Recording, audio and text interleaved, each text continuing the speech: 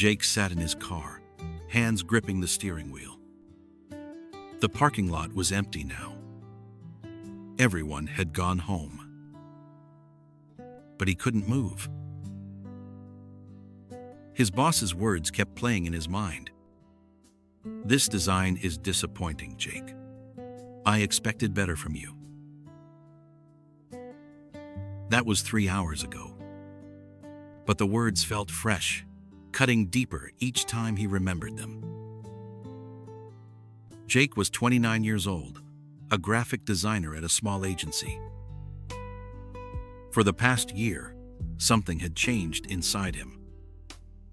Every mistake felt like proof he wasn't good enough.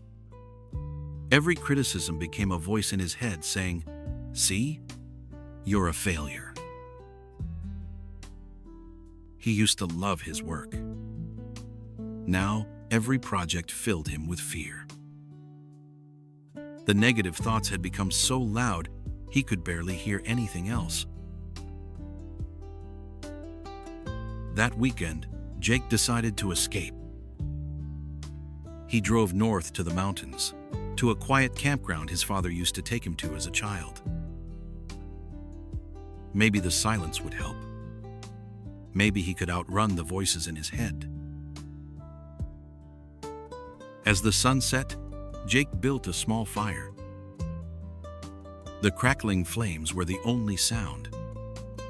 He sat on a log, staring into the orange glow, but the thoughts followed him here too. "You're not talented. You'll never be good enough. Everyone can see you're a fake.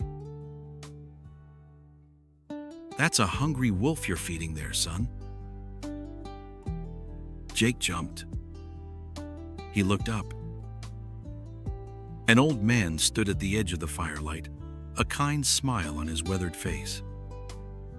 He wore a simple jacket and worn jeans, and carried a thermos in his hands. "I'm sorry, I didn't mean to startle you," the old man said. "I'm Joseph. I camp here sometimes. Saw your fire. Thought you might like some company."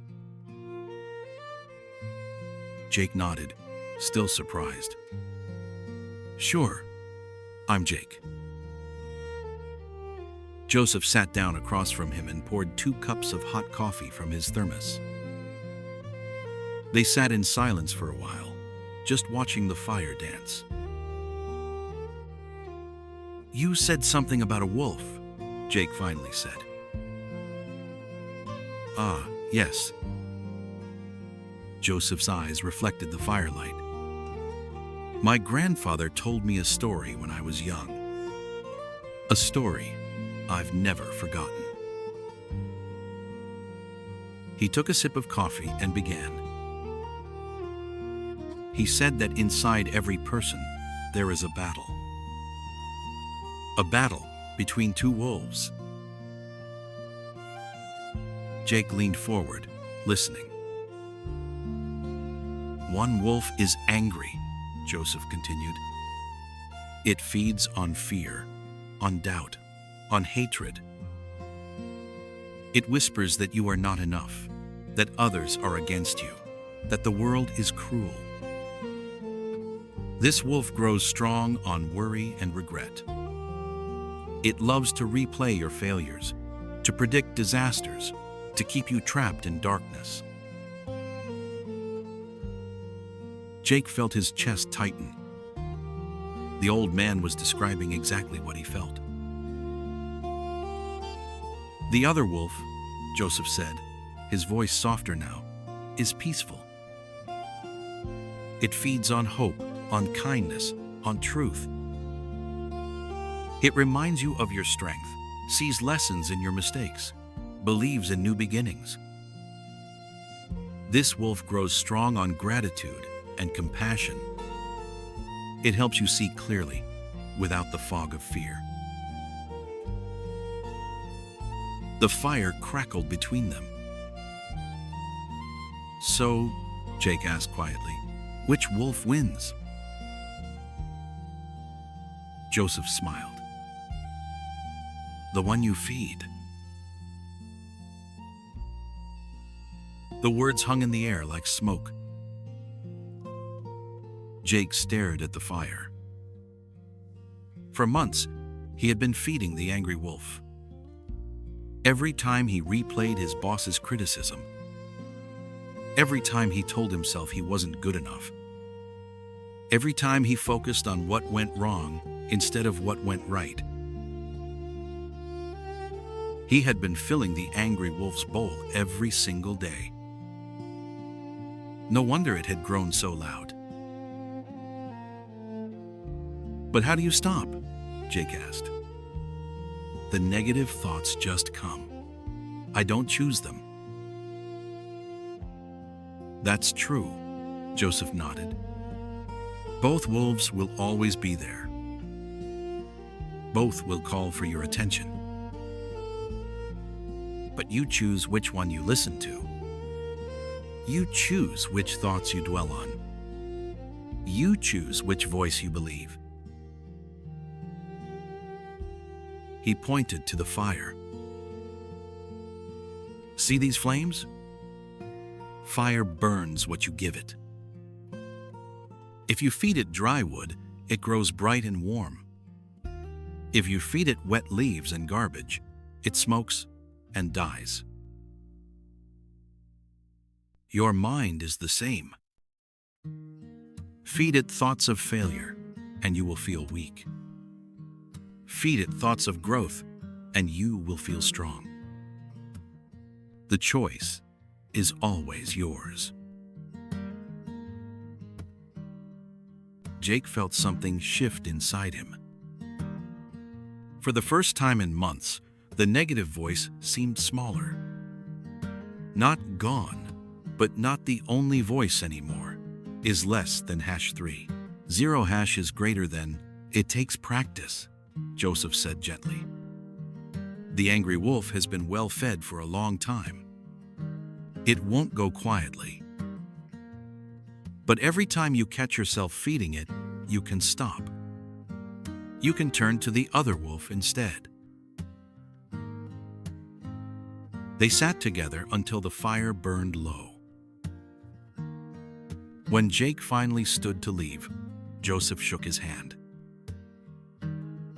Remember, son, the old man said, you're not trying to kill the angry wolf. You're just choosing not to feed it. Feed the peaceful one instead. Day by day, thought by thought, choice by choice.